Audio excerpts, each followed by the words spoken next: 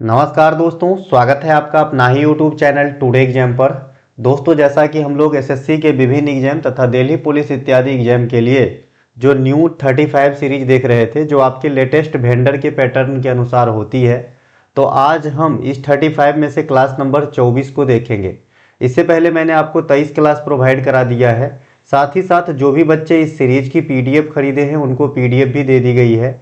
आशा करते हैं कि आप वीडियो देखने के बाद पीडीएफ से रिवीजन कर लिए होंगे और पूर्ण रूप से तैयार होंगे एग्जाम देने के लिए। और इस बात की जो फ़ायदा है हमारे क्लास की, वो आपको मॉक टेस्ट से देखना स्टार्ट हो गया होगा और जब आप अंतिम एग्जाम दे करके आएंगे तब बताइएगा कि क्या कुछ परिणाम रहा। चलिए शुरू करते हैं आज का ये क्लास। आज तक ऐसा ही हुआ है, जो पढ़ाऊंगा उसी में से एग्जाम में आती है ना। हमारा कोई सा भी कंटेंट चाहिए, इस मोबाइल नंबर पे, ये जो आपके सामने मोबाइल नंबर दिख रहा होगा, इस मोबाइल नंबर पे आपको व्हाट्सएप मैसेज के थ्रू एक छोटी सी फी अदा करके कंटेंट को बाय करनी होती है, या फिर इसी व्हाट्सएप नंबर का डिस्क्रिप्शन में लिंक दिया गया है, आप लिंक क्लिक करेंगे, व्हाट्सएप को एक्सेस दीजिएगा, आप डायरेक्ट हमारे व्हाट्सएप अकाउंट पे चले जाइएगा, वहां से बात करके आप कंटेंट को बाय कर सकते हैं। कंटेंट अवेलेबिलिटी की बात करें तो एसएससी के एग्जाम एमटीएस से लेकर के सीजीएल का मेंस ही क्यों ना देना हो, इसके अलावा दिल्ली पुलिस, रेलवे इत्यादि की कंटेंट हमारे पास अवेलेबल है। ठीक है, पढ़िए वही जो काम की हो और नौकरी दिलाए, बाद बाकी सब मोह माया है। तैयारी तो करोड़ों लोग कर रहे हैं, करोड़ों नौकरी थोड़ी हो जाएंगे, तो उनसे अब अगर आप अलग हटके कुछ करेंगे तभी आपको होगा। तो भैया 18 घंटे पढ़ने से नहीं, 8 घंटे पढ़ने से भी हो जाएंगे, लेकिन काम की चीज। चलिए शुरू करते हैं पहले प्रश्नों के साथ। पहला जो प्रश्न है, विशिष्ट माल तथा काल्पनिक माल पर किस नियम की उल्टा असर प्रभाव होती है। देखिए, जैसे आपने सुना होगा इकोनॉमिक्स के अंदर साधारण माल, है ना, साधारण माल सुना होगा, गिफेन माल सुना होगा, है ना, इसके अलावा काल्पनिक माल सुना होगा, इसके अलावा लग्जीरियस माल सुना होगा, है ना। ये सब जो माल होते हैं आपके, है ना, उसमें से पूछ रहा है आपका जो विशिष्ट माल है या काल्पनिक माल है, इस पर किस नियम का उल्टा असर पड़ता है, या दूसरे शब्दों में असर पड़ता ही नहीं है। तो ये हो गए भैया मांग का नियम। मांग का नियम जो है, इस प्रकार की वस्तु जो काल्पनिक वस्तु होती है, विशिष्ट वस्तु होती है, या फिर गिफिन वस्तु होती है, ऐसे वस्तु पर असर नहीं डालता है। आइए चीजों को अच्छे से समझे। आप जो है पहले जब टीसीएस का जमाना था तभी सिर्फ इतने से काम चल जाती थी कि मांग का नियम क्या होता है और मांग का नियम किसने दिया था। लेकिन आजकल इडुक्यूटी का जमाना है तो इतने से काम नहीं चलती है। आज तो ये पूछा जाता है कि फला चीज के लिए मांग का वक्र ऋणात्मक होगा, लोचदार होगा, बेलोचदार होगा, एकात्मक होगा, मांग का नियम किसने दिया था, किस प्रकार की वस्तु पे लागू होती है, फला होने से क्या हो जाएगा। तो ये सभी बात क्लास में मिलेगी, तो शुरू से अंत तक रहें। तो मांग का नियम इसका तो आंसर हो गया। अब सबसे पहले मांग के नियम को समझते हैं। लॉ ऑफ डिमांड यह कहता है कि अन्य सभी कारक समान रहने पर किसी वस्तु की कीमत बढ़ने से उसकी मांगी गई मात्रा घट जाती है और कीमत घटने से मांगी गई मात्रा बढ़ जाती है। ठीक है, तो इसमें कैसा रिलेशन है, मांग और प्राइस और डिमांड में कैसा रिलेशन है, तो आप कहेंगे निगेटिव रिलेशन है, ऋणात्मक संबंध है, या व्युत्क्रमानुपाती, है ना, जो उल्टा संबंध है। इस नियम को किसने दिया था? एडम स्मिथ ने दिया था। इतनी बात समझ में आई। देखिए, मान लीजिए अभी ग्राफ से समझाऊंगा, नीचे सब बात समझ में आ जाएगी। ठीक है, ग्राफ से समझाऊंगा, सब बात समझ में आ जाएगी। किसी चीज की प्राइस अगर हाई हो रही है तो उसकी डिमांड लो होगा, है ना। किसी चीज की प्राइस अगर लो होता जा रहा है तो डिमांड हाई होता चला जाएगा। तो यही है आपका मांग का नियम। इन्होंने किसने दिए थे? तो एडम स्मिथ ने दिए थे। आप मांग के नियम में प्राइस और डिमांड के बीच कैसा रिलेशन होता है, तो आप कहेंगे उल्टा रिलेशन या ऋणात्मक रिलेशन होता है। ठीक है मेरे भाई, एडम स्मिथ को ही इकोनॉमिक्स का फादर कहा जाता है। फादर ऑफ इकोनॉमिक्स जो है ये एडम स्मिथ को ही कहा जाता है, इन्हें ध्यान रखेंगे, है ना। वेल्थ ऑफ नेशन इनकी एक किताब जो है ये बहुत ही पॉपुलर है, वेल्थ ऑफ नेशन, तो इन्हें भी ध्यान रखना।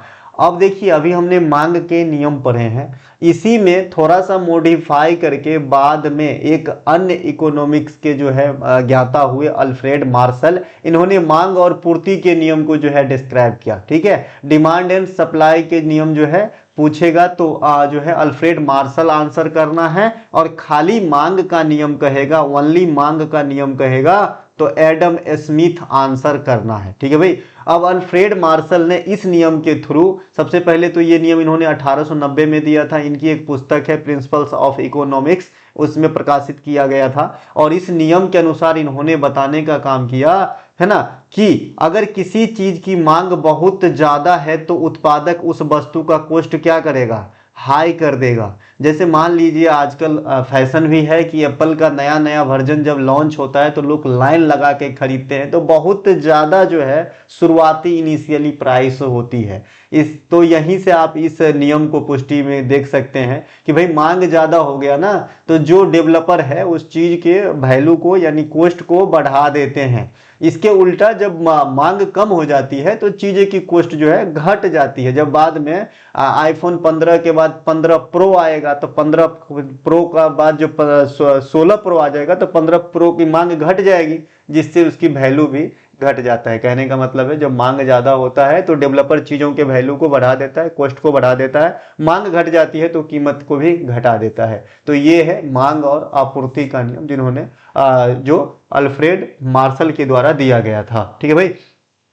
अब यहाँ पे मांग के नियम का मैंने जो है मैथमेटिकल फॉर्म में सूत्र के टाइप में यहाँ पे लिखा है ना, ताकि और समझना इजी हो जाए। मांग यहाँ पे लिखा है डिमांड, डिमांड बराबर 1/प्राइस। अब देखिए प्राइस जितनी ज़्यादा होगी डिमांड की वैल्यू उतनी कम होगी, मतलब डिमांड उतना कम हो जाएगा, है ना। प्राइस जितना कम होगा डिमांड उतना ज़्यादा होगा। तो ये मांग का नियम है। इसी के उल्टा करके मैंने प्राइस को इधर ले आया तो डिमांड यहाँ नीचे आ जाएगा। तो दोनों सूत्र एक ही है ना। अब इस ग्राफ से समझने की कोशिश करेंगे जो मैंने अभी बताया, और यही मत रुकिए, अब जो चीज़ आएगा वो आपको सीखने लायक है। ये तो शायद आप जितना मैंने अभी तक बताया इस क्वेश्चन में वो आप जानते ही होंगे मेरे ख्याल में, क्योंकि ये रोज़मर्रा की ज़िंदगी में हम लोग इसे जीते हैं। ठीक है मेरे भाई। तो आइए ये देखिए, ये एक ग्राफ है जो मांग के नियम को यहाँ पे रिप्रेजेंट कर रहा है। यहाँ पे उदाहरण के लिए केला का दर्जन, जब केला 30 रुपये दर्जन था तो यहाँ पे आप देख रहे हैं कि इसकी डिमांड जो था मार्केट में 10 दर्जन का था। जब 25 रुपये हो गया तो डिमांड बढ़ के 20 दर्जन हो गया। जब 20 रुपये हो गया तो डिमांड और हाई हो गया, 30 दर्जन हो गया। जब 15 रुपये दर्जन हो गया तो 40 दर्जन डिमांड हो गई। तो ये आप देख रहे हैं कि जैसे जैसे प्राइस अप हो रहा है वैसे वैसे डिमांड घट रहा है। एक तो आप ये कह सकते हैं, या फिर दूसरे शब्दों में कह सकते हैं कि जैसे जैसे प्राइस घट रहा है वैसे वैसे डिमांड बढ़ रहा है। ठीक है मेरे भाई। तो यही मांग का नियम है। और ये वाली जो आप रेखा देख रहे हैं इसे मांग रेखा या मांग ढलान कहते हैं। अब इसी से नाना प्रकार की क्वेश्चन आजकल एग्जाम में आता है। ठीक है। तो इससे जो इंटरनल क्वेश्चन पूछे जाते थे पहले बड़े बड़े एग्जाम में पूछे जाते थे, लेकिन आजकल आपके एसएससी भी बड़े एग्जाम में, मैं इसे छोटा नहीं कहूंगा, है ना। पहले पीसीएस वगैरह में कथन के रूप में पूछा जाता था, अब एसएससी में भी पूछे जाते हैं। तो आइए नीचे समझते हैं। ये जो आप कवर पेज हमारी ई बुक उत्पाद का देख रहे हैं, टॉपर्स चॉइस, मैं तो पूरे 2025 और आधा 2026 तक जितने भी एसएससी, दिल्ली पुलिस इत्यादि सब की एग्जाम होगी, ये टॉपर चॉइस और ये 35 सीरीज अगर आपने अच्छे से पढ़ लिया और मॉक टेस्ट रोजाना आप एक लगा रहे हैं तो आपको पास होने से कोई नहीं रोक सकता। ठीक है मेरे भाई। हवा में नहीं, एकदम प्रैक्टिकल। ठीक है। मानना है तो मानो, नहीं तो आप भी महान, है ना। चलिए, मांग वक्र के ढलान। अब मांग वक्र का ढलान अभी मैंने बताया कौन सा होता है, ये वाला जो आपके कर्ण जैसा दिख रहा है भाई, है ना। तो वही जो मांग वक्र के ढलान है, इससे कई प्रकार के पॉइंट आपको सीखना चाहिए, यहाँ सीखेंगे। यह मांग की गई मात्रा में परिवर्तन, अगर मांग वक्र के ढलान की वैल्यू आपको निकालना हो तो मांग की गई मात्रा में परसेंटेज बट्टा मूल्य में परिवर्तन का अनुपात आपको निकालना होगा, जो उपभोक्ता की प्रतिक्रियाशीलता को दर्शाता है। यहाँ पे ये प्रतिक्रियाशीलता शब्द जो है रिप्रेजेंट कर रहा है कि भाई कितने ज्यादा मूल्य में भैरी होने पे डिमांड में कितना भैरी होता है। ठीक है मेरे भाई। तो मांग वक्र का ढलान जब भी निकालना हो तो क्या सूत्र होता है, मांगी गई मात्रा में परिवर्तन बट्टा प्राइस में परिवर्तन यानी अनुपात। ठीक है। इसके अलावा मांग वक्र की ढलान m बराबर मांग की गई मात्रा में परिवर्तन बट्टा कीमत में परिवर्तन, और छोटा करके मैंने यहाँ पे गणितीय सूत्र में लिखा है, आपको याद रखना चाहिए। अब देखिए यहाँ पे मैंने पहले 3 चीज आपको बता देना है, तब आगे की लाइन आपको अच्छे से समझ में आएगी, है ना। और आज से पहले अगर आप एग्जाम में ऐसे शब्द देखते ही क्वेश्चन को छोड़ देते थे, तो अब छोड़ना नहीं है, अब आपको नौकरी लेना है। देखिए एक शब्द है लोचदार, एक शब्द है बेलोचदार, है ना, एक शब्द है बेलोचदार, है ना, या अलोचदार भी इसे कहेंगे, अ माने नहीं होता है ना, अलोचदार भी कहेंगे, है ना। ये दोनों शब्द को पहले समझिए। देखिए लोचदार क्या होता है, इफेक्टिव इसे कहेंगे, है ना, ये क्या है भाई, इफेक्टिव है ना, ये जो है असर डालता है, ये जो है असर डालता है। और ये जो बेलोचदार है ये अपने में धुन रहता है, इसको कोई मतलब नहीं है चाहे प्राइस अप हो चाहे डाउन हो, इसमें जो है डिमांड पे कोई भी असर नहीं डालता है। अगर कोई चीज टोटली बेलोचदार है या फिर अलोचदार है, पूर्णतः बेलोचदार या अलोचदार अगर कोई चीज है तो उसके मार्केट से मतलब ही नहीं रहता, चाहे प्राइस अप हो चाहे डाउन हो, इसके डिमांड पे कोई भी फर्क नहीं पड़ता है। लेकिन जो चीज लोचदार है वो जैसे ही प्राइस बढ़ा घटा तुरंत मांग के नियम को जो है अमल में ले लेता है और डिमांड को घटा बढ़ा देता है। ये दोनों बात अभी ध्यान में रख लेना, तभी आगे की बिंदु आपको समझ में आएगा।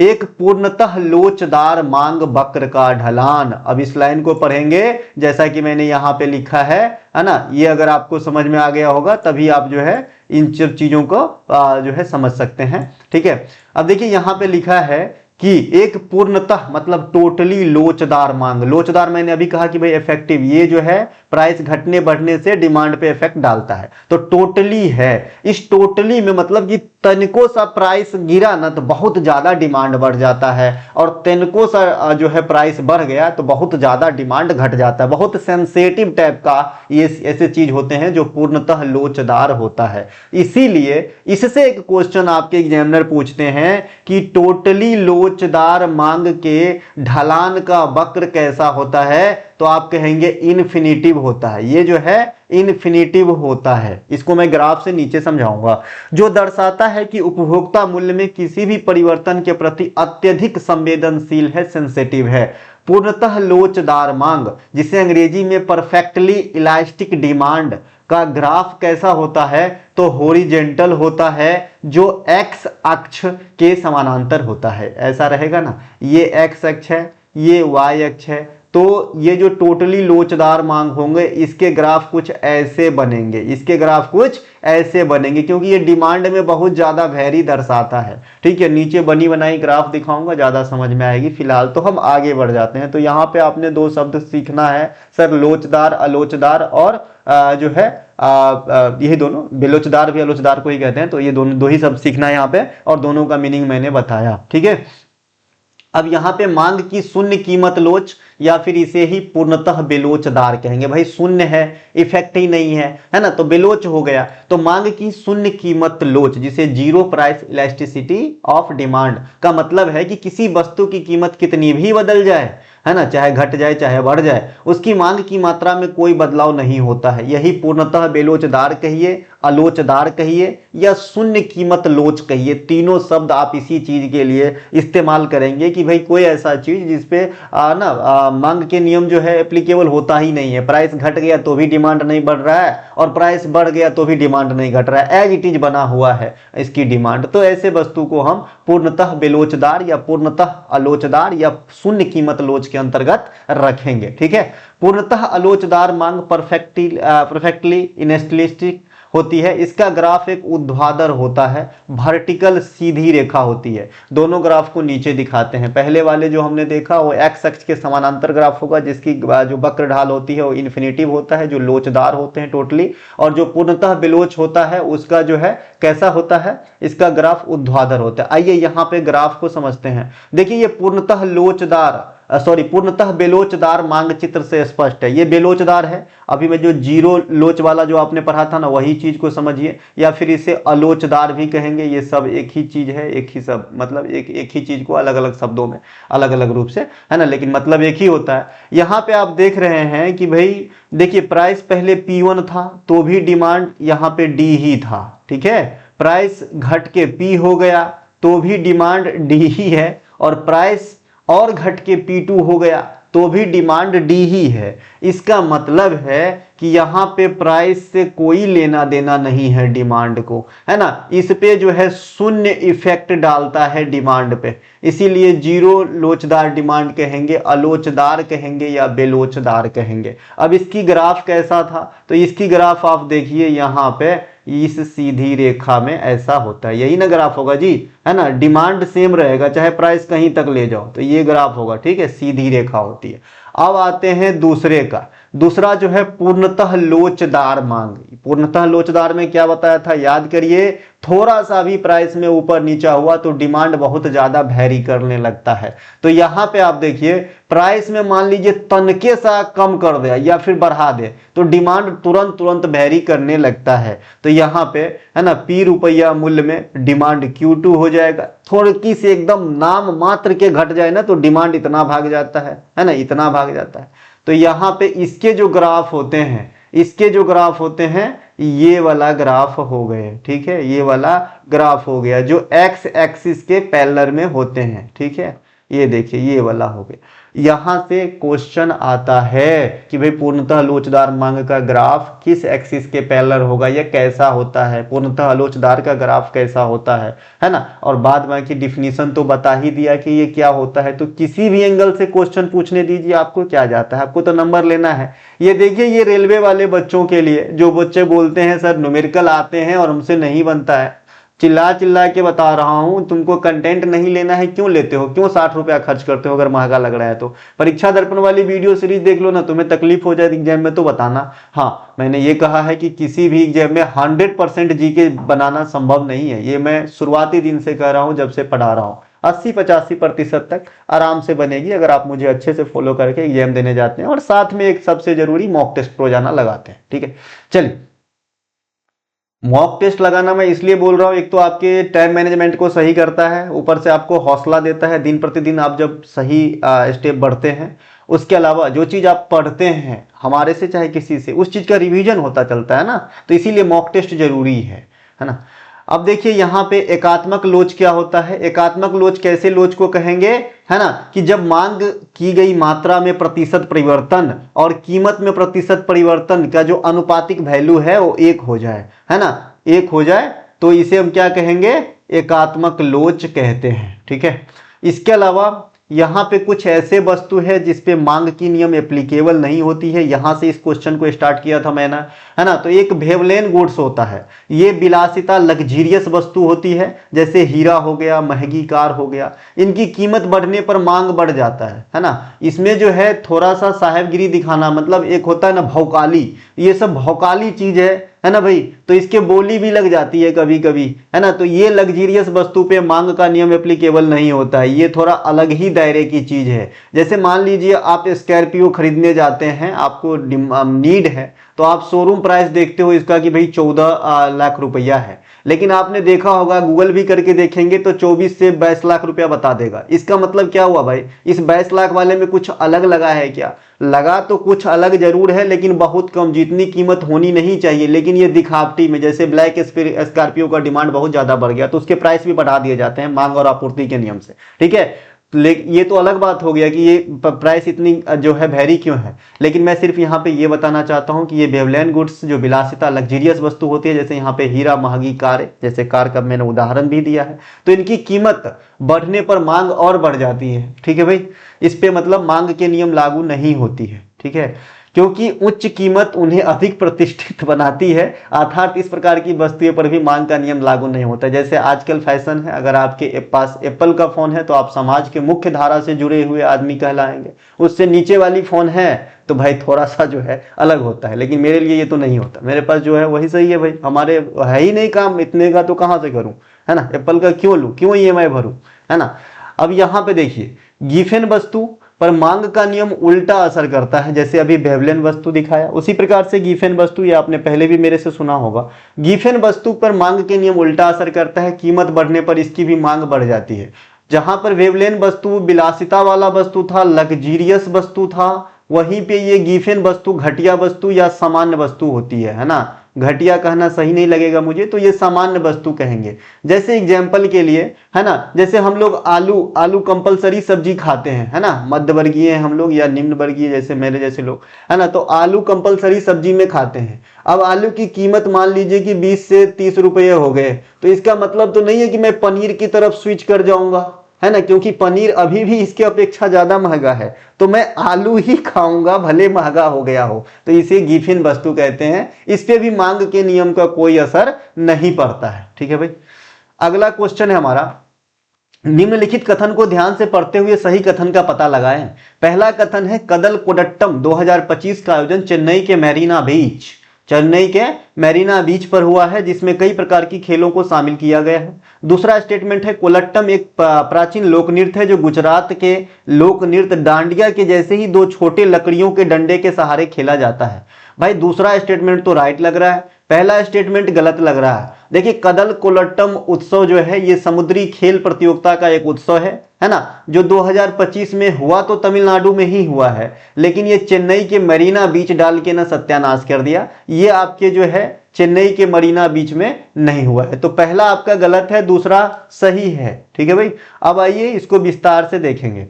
कदल कोंडट्टम एक समुद्री खेल महोत्सव है जो तमिलनाडु के तूतीकोरिन में आयोजित किया गया है। यहाँ पे मरीना बीच डाल दिया था इसीलिए गलत है। ये तमिलनाडु में हुआ है लेकिन तूतीकोरिन में हुआ है। यह हर साल सितंबर महीने में होता है। कब होता है सर? सितंबर महीने में होता है। जैसा कि 2025 में 12 से 14 सितंबर को हुआ है, अर्थात 12, 13, 14 3 दिनों तक चलती है यह मतलब प्रतियोगिता, जिसमें समुद्री खेल, सांस्कृतिक कार्यक्रम और खाद्य महोत्सव इत्यादि शामिल होते हैं और इसमें मछुआरा समुदाय जो है बढ़ चढ़कर भाग लेते हैं। ठीक है मेरे भाई। इस प्रतियोगिता में एथलीट कई समुद्री खेलों में भाग लेते हैं। कुछ प्रमुख खेल जैसे बीच वॉलीबॉल, इसके बारे में भी बाद में बात करेंगे। कैट सफरिंग इसी वीडियो में बात करेंगे, बात कहने का मतलब सिलंबम, समुद्री तैराकी इत्यादि प्रतियोगिता में शामिल किया गया था। ये जो सिलंबम है ये तमिलनाडु का मार्शल आर्ट फॉर्म है। इसके बारे में इसी क्वेश्चन के माध्यम से आगे अच्छे से समझेंगे, है ना। इसके अलावा ये जो बीच वॉलीबॉल है, देखिए वॉलीबॉल भी कई प्रकार के होते हैं। एक तो आप जो वॉलीबॉल को जानते हैं जिसमें 6 प्लेयर होता है, जनरली हम उसी को जानते हैं। एक इंडोर वॉलीबॉल होता है, इंडोर वॉलीबॉल, और एक आपका बीच वॉलीबॉल होता है। तो वॉलीबॉल भी 3 प्रकार के होते हैं दोस्त। ठीक है, तीनों में जो है खिलाड़ियों की संख्या भी डिफरेंट हो सकते हैं या होते हैं, है ना। आइए, मरीना बीच भारत के तमिलनाडु राज्य की राजधानी चेन्नई में बंगाल के किनारे, खाड़ी के किनारे स्थित है मरीना बीच। ये मरीना बीच का नाम आया था इसीलिए बता दिया, और ये आपके पूछे भी जाते हैं मरीना बीच कहाँ पे है, गोल्डन बीच कहाँ पे है ना। इसके अलावा खिदमत बीच कहाँ पे है ना, जुहू बीच कहाँ पे है, ये सब पूछे जाते हैं। इसके अलावा नोट करके, अब मद्रास में घुसा हो तो यहाँ से एक क्वेश्चन और बताना मैंने उचित समझा है कि अगर आपसे क्वेश्चन पूछे कि भाई अंग्रेज द्वारा निर्मित भारत में पहला किला कौन सा था, तो आप कहेंगे फोर्ट सेंट जॉर्ज किला, जो चेन्नई में स्थित है ना, बंगाल के किनारे के खाड़ी के किनारे, और वर्तमान में ये तमिलनाडु सरकार के जो है ना मतलब ऑफिस के रूप में जो है कार्य करता है यह किला। ठीक है। इसके अलावा रॉक गार्डन के बारे में भी पूछा जाता है कि रॉक गार्डन कहाँ है। चेन्नई और चंडीगढ़ में बहुत कंफ्यूजन होता है और दोनों ऑप्शन में होते हैं। तो रॉक गार्डन जो है ये आपके चंडीगढ़ में है, चंडीगढ़ में। चंडीगढ़ के वास्तुकार भी पूछा जाता है, ले काबूजियर, है ना, ले काबूजियर होता है चंडीगढ़ के वास्तुकार। इसके अलावा जो रॉक गार्डन है इनका नाम नेकचंद से जुड़ा हुआ है, तो ये भी ध्यान रख लेना। ठीक है। अब अगले पॉइंट की तरफ आते हैं। तमिलनाडु के कुछ अच्छा लग रहा है तो लाइक करना भाई, बोरिंग लग रहा है तो छोड़ के चला जाना, क्योंकि अगर बोरिंग लग रहा है तो आपकी सफलता बहुत दूर है, क्योंकि मैं आपको लॉलीपॉप नहीं दूंगा कि भाई वही पढ़ाऊंगा जो आपको पहले से समझ में आता हो। और गौर करना, है ना, जो बड़े बड़े महारथी हैं, मैं किसी का नाम नहीं लूंगा और न तो किसी की बुराई करता हूं, या तो प्रीवियस ईयर हूबहू तुम्हें पढ़ाएंगे, या फिर जो तुम टेस्ट लगाते हो ना वहीं के क्वेश्चन होती है, ताकि तुम्हारा हौसला बुलंद किया जा सकता रहे कि भाई जो पढ़ा रहा है ना वही आ रहा है। ऐसा नहीं करना, इससे तुम्हारी नौकरी नहीं लग जाएगी, ये लॉलीपॉप है। ठीक है।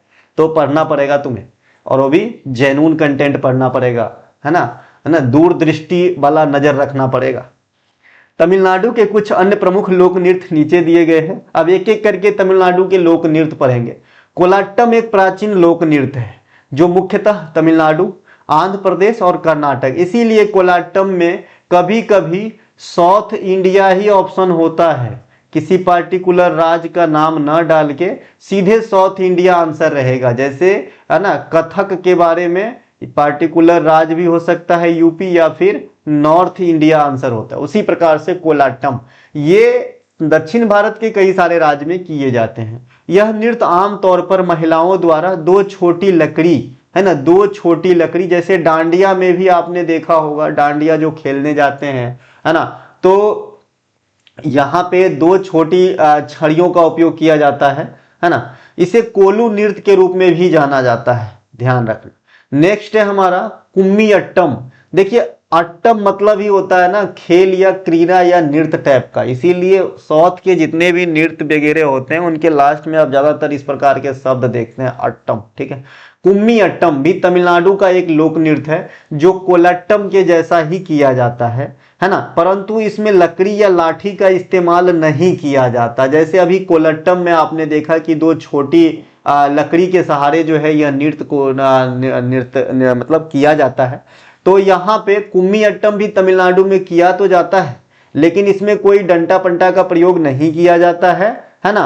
ध्वनि उत्पन्न करने के लिए हाथ की ताली ही काफी है, मेरे लिए मेरा काशी ही काफी है ना, तो ताली का प्रयोग किया जाता है। यह नृत्य आमतौर पर महिलाओं द्वारा पोंगल इत्यादि जो त्योहार होते हैं इसके अवसर पर करी जाती है। जो पोंगल है ना, ये तमिलनाडु के मकर संक्रांति है पोंगल। मैंने मकर संक्रांति और नव वर्ष को इंडिया में अलग अलग होता है कई बार बता चुका हूं, है ना, तो पोंगल को कोई जो है नव वर्ष नहीं माने तमिलनाडु का, ये तमिलनाडु का मकर संक्रांति है, मकर संक्रांति है। लेकिन जिस प्रकार से मकर संक्रांति जनरली एक दिन चलती है अन्य जगह, यहाँ पे 4 दिन चलती है, ठीक है, पोंगल, है ना। और पोंगल का शाब्दिक अर्थ आपको याद होगा, मैंने बताया था, उसके बाद एग्जाम में आई थी, है ना, तो उसका नाम था भैया उबालना कोई चीज का। पोंगल का शाब्दिक अर्थ होता है उबालने से, ठीक है। पोंगल में गाय, सूर्य इत्यादि की पूजा की जाती है और जलुकट्टी नामक खेल भी यही आयोजित की जाती है पोंगल के दौरान ही। पोटांडु एक त्योहार होता है जो आपके तमिलनाडु में नव वर्ष के रूप में मनाया जाता है, पोथांडु या पोटांडु, ठीक है। इसके अलावा कवडिया अट्टम इस प्रकार का भी एक नृत्य होता है जो तमिलनाडु में होता है ना, तमिलनाडु में होता है। देखिए इसे याद करना बहुत इजी है। जैसे कांवड़िया बाबा धाम जाते हैं, बाबा बैद्यनाथ धाम जाते हैं जो झारखंड में है, तो वो जो कंधे पे लेके जाते हैं जिसमें 2 जल के पात्र को होल्ड करने के लिए होता है, उसे कावड़ कहा जाता है, तो उसी से आप याद रख सकते हैं इसे, इसी का नाम भी उसी प्रकार से कुछ कवडिया अट्टम। और वही ये तमिलनाडु में भगवान मुरुगन को समर्पित है और यह भी कुछ इसी प्रकार का होता है जो कावड़ी या लकड़ी की एक छड़ी होती है जिसे कंधों पर संतुलित किया जाता है और दोनों सिरों पर वजन होता है। यह नृत्य तमिलनाडु के प्रचलित त्योहार थाईपुसम के दौरान किया जाता है। इसी थाईपुसम में आप देखते होंगे सुई इत्यादि चुभा लिया जाता है शरीर में और बिल्कुल दर्द की अनुभूति नहीं करते हैं, ठीक है भाई। तो ये कवडिया अट्टम भी तमिलनाडु से याद रखना। सिर्फ कहाँ का नृत्य है यह काफी नहीं है आजकल एग्जाम पास करने के लिए, इनके जो बीच में मसाला है ना कि भाई इसमें किसकी प्रयोग किया जाता है, किसको समर्पण है, तो ये सब बात भी ध्यान रखना कि इस त्योहार के दौरान किया जाता है। नोट करके यहाँ पे कुडियाट्टम लिखा है जो केरल में होती है। भारत का एक प्राचीन और महत्वपूर्ण शास्त्रीय नृत्य नाट्य रूप है कुडियाट्टम, है ना, जिसे यूनेस्को द्वारा मानवता के अमूर्त विरासत में भी शामिल किया गया है। देखिए यूनेस्को द्वारा जो मानवता के अमूर्त विरासत में शामिल हमारे नाच गान या भी जो वैदिक पाठ पूजा है उनके बारे में भी मैंने पहले ही क्लास में पढ़ा रखा है, तो दोबारा यहाँ पे रिपीट करने की जरूरत नहीं समझता हूँ। मलयाट्टम या शाब्दिक अर्थ मोर है, एक मलयाट्टम नृत्य होता है, इसका शाब्दिक अर्थ मोर नृत्य होता है। देखिए मैंने अभी क्या कहा, अट्टम वाले शब्द का नृत्य या क्रीड़ा होता है और मलिया का यहाँ पे अर्थ होगा मोर, ठीक है, तो ये मोर नृत्य है। यह नृत्य आमतौर पर भगवान मुरुगन को समर्पित है। साउथ में आपको पता ही है भगवान मुरुगन को काफी पूजे जाते हैं। इस नृत्य में नर्तक मोर के वेशभूषा में होते हैं, इसे ध्यान रखेंगे। नेक्स्ट है, जितने भी 2 क्लास का पीडीएफ पेंडिंग है 21, 22 है ना और 23, ये सब मैं आज दे दूंगा, है ना।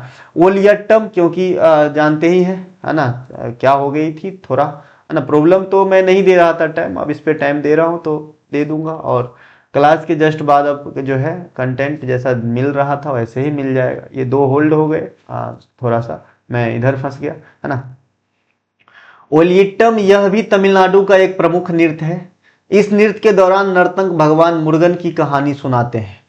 पापंटम, यह नृत्य युवा लड़की सपेरे मतलब सांप के भेष में सांप के एक्ट करती है इस नृत्य में, पापट्टम में। परियट्टम, यह भी तमिलनाडु का एक प्रमुख पारंपरिक लोक नृत्य है। इसमें नर्तक ताल वाद्य यंत्र बजाते हुए नृत्य करते हैं। ढोल बजाने के लिए 2 लकड़ी का इस्तेमाल किया जाता है, जिसमें एक लकड़ी बांस की होती है जिसे सुंडू कुची कहा जाता है, और दूसरी लकड़ी जो किसी भी अन्य चीजों का हो सकता है बांस के अलावा, उसे आदि कुची कहा जाता है।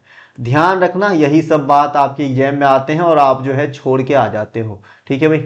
इसके अलावा पुलियाट्टम, यह तमिलनाडु का पुरुष प्रधान नृत्य है, अर्थात इसमें पुरुष भाग लेते होंगे, है ना। पुरुष नर्तक अपनी वेशभूषा बाघ जैसे बना लेते हैं। इस नृत्य को नवरात्रि के अवसर पे तमिलनाडु में किया जाता है, पुलियाट्टम। नवरात्रि के अवसर पे बिहार में कौन सा नृत्य किया जाता है, एक क्वेश्चन यहां पूछ लेता हूं आप लोगों से, नवरात्रि के अवसर पे ध्यान रखना।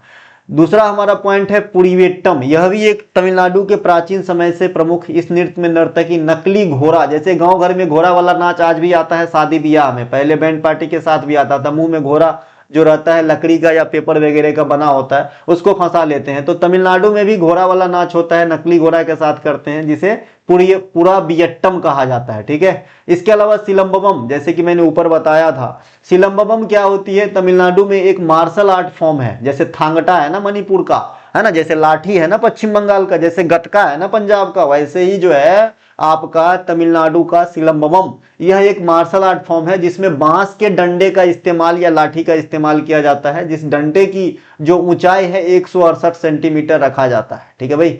इसके अलावा नोट करके यहाँ पे लिखा है, भरतनाट्यम सभी शास्त्रीय नृत्य में सबसे पुरानी मानी जाती है जो तमिलनाडु की है। जैसे कि 8 शास्त्रीय नृत्य हम पढ़ते हैं, 8 शास्त्रीय नृत्य हैं वर्तमान में, है ना, तो इनमें सबसे प्राचीन कहेगा तो भरतनाट्यम ही है जो भगवान शिव से संबंधित है।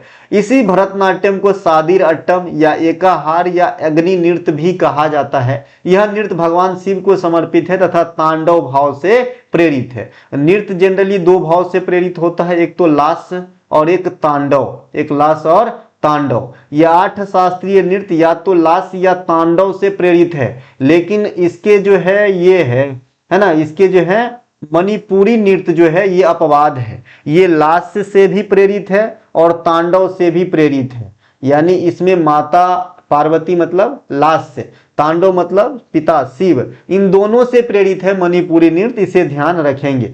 इनके अलावा विभिन्न खेलों के कोर्ट स्थान के माप मानक के बारे में निम्नलिखित कथनों पर विचार कीजिए। इस वाले जो प्रश्न है इससे आप 2 खेल को अच्छे से समझ जाएंगे। क्वेश्चन किसी एंगल से पूछे आप बना के आ जाना। इस प्रकार से मुझे लग रहा है कि इस सीरीज में मैं करीब 10 से 12 खेल को 100% खत्म कर दिया हूं, चाहे कैसे भी किसी भी एंगल से क्वेश्चन पूछे। आइए समझते हैं विभिन्न खेलों के कोर्ट के बारे में। पहला कथन जो है, स्क्वैश कोर्ट में शॉर्ट लाइन सिंगल्स प्रतियोगिता, चूंकि स्क्वैश जो है सिंगल या डबल हो सकता है, इसीलिए कभी स्क्वैश में कितने खिलाड़ी होते हैं तो 2 हो सकता है या 4 हो सकता है। अगर डबल हो रहा है तो 2-2 दोनों तरफ तो 4 हो जाएगा, सिंगल हो रहा है तो 1-1 दोनों तरफ तो 2 हो जाएगा। तो जो स्क्वैश के सिंगल प्रतियोगिता होता है इसमें शॉर्ट लाइन जो होता है यह पीछे के दीवार बैक लाइन से, बैक वॉल से 4.26 मीटर दूर पर होती है क्या। दूसरा है, बीच वॉलीबॉल में दोनों पक्ष मिलाकर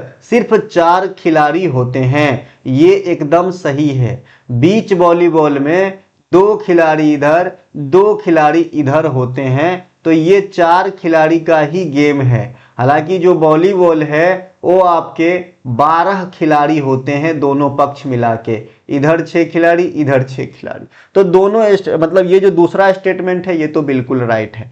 तीसरा स्टेटमेंट जो है, 5 सेट वॉलीबॉल प्रतियोगिता में अगर पहले 2 सेटों में स्कोर 2-2 से बराबर है तो पांचवा सेट 25 अंकों का होता है, जो सरासर गलत है। देखिए मैं थोड़ा सा यहाँ पे बता दूं, जो वॉलीबॉल प्रतियोगिता होती है 6 खिलाड़ी वाला साधारण वॉलीबॉल है ना, तो भैया उसमें जो है कोई भी एक खेल 5 सेट तक चलती है। 5 सेट में प्रत्येक का वैल्यू 25 मार्क हो जाता है। लेकिन अगर एक ऐसी कंडीशन आ गई कि भाई दोनों टीम जो है 2-2 के बराबरी पे है, 4 मैच संपन्न हो चुके हैं, तो जो 5वां मैच है ये जो है 25 अंक का नहीं कराया जाता है, इसे घटाकर 15 अंक के कर दिए जाते हैं। अब 15 अंक में मान लीजिए कि एक पक्ष को 14 अंक और दूसरे पक्ष को भी 14 अंक हो गया, तब क्या होगा रे कालिया? तो भैया तब क्या होगा कि जो पक्ष लगातार 2 पॉइंट हासिल कर लेंगे ना, उन्हें जीत दे दिया जाता है। आई होप मामला को समझ लिए हैं आप, ठीक है भाई। तो तीसरा कथन आपका जो है गलत है। तो भाई पहला दूसरा सही है, तीसरा गलत है, ठीक है। अब आइए इसे जो है विस्तार में समझते हैं। वॉलीबॉल जिस जगह खेला जाता है उसे वॉलीबॉल कोर्ट कहा जाता है, जैसे एरिना हो गया, कोर्ट हो गया, है ना। इसके अलावा और भी कई खेल परिसर के नाम होते हैं, पिच हो गया क्रिकेट में, तो यहाँ पे कोर्ट कहते हैं। जो वॉलीबॉल में मैदान की लंबाई है ये 18 मीटर है और जो चौड़ाई है ये 9 मीटर की होती है ना।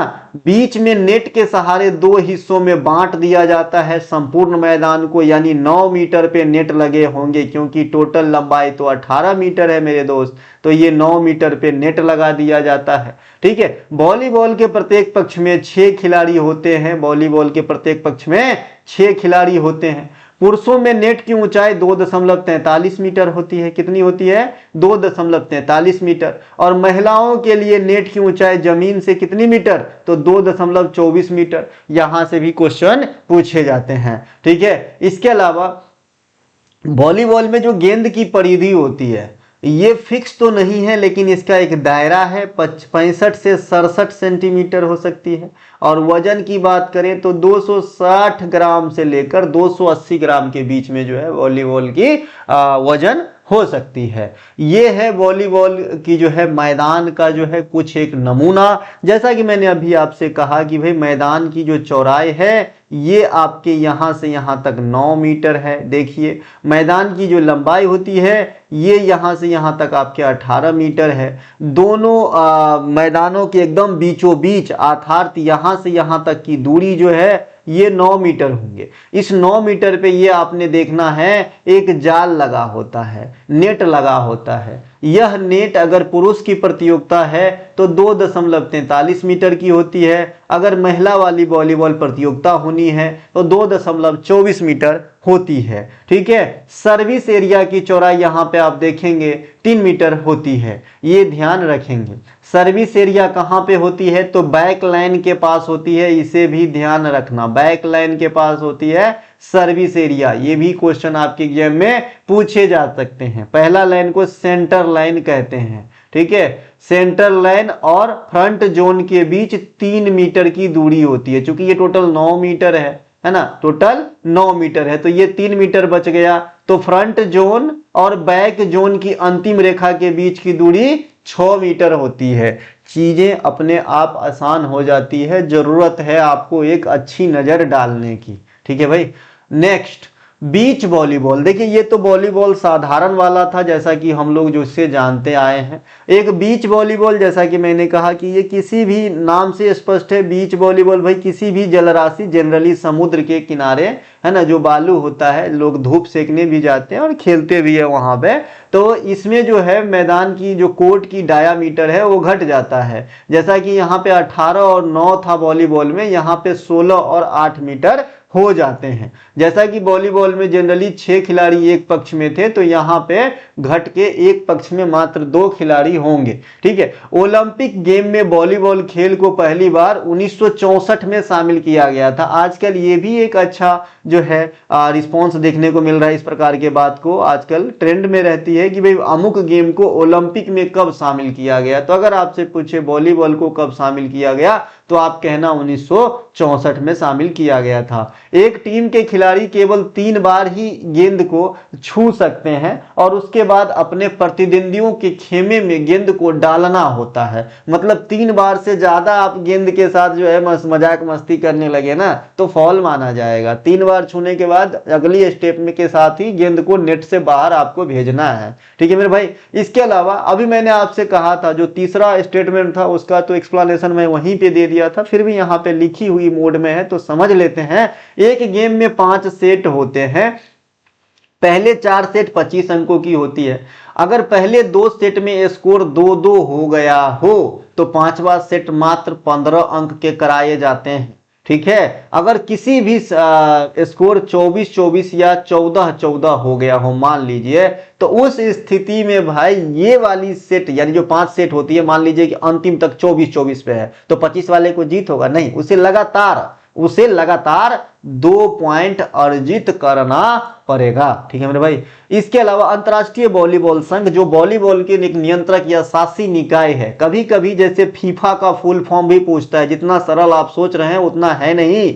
तो FIVB का भी जो वॉलीबॉल के नियंत्रक या शासी निकाय है तो इनके भी फुल फॉर्म पूछे जा सकते हैं, फेडरेशन इंटरनेशनल डी वॉलीबॉल। अब इसमें डी है ही नहीं कहीं तो आपके मन में ये चीज आएगा ही नहीं। इसी प्रकार से फीफा के साथ भी ये बीमारी है तो दोनों को अच्छे से ध्यान रखे। ठीक है भाई। तो वॉलीबॉल की ये वाली जो संघ है FIVB, इसकी स्थापना अप्रैल 1947 में हुआ था। देश आजाद होने से 4 महीना पहले हुआ था। कहां पर? पेरिस में हुआ था। ये फ्रांस की राजधानी है जो सीन नदी के किनारे है ना, सीन नदी के किनारे फ्रांस में हुई थी। और वॉलीबॉल खेल के लिए अंतरराष्ट्रीय शासी निकाय है। इसका जो मुख्यालय है ना स्विट्जरलैंड में है। कई सारे ऐसे चीज है जिसकी स्थापना कहीं और हुआ लेकिन मुख्यालय कहीं और होते हैं। ठीक है भाई।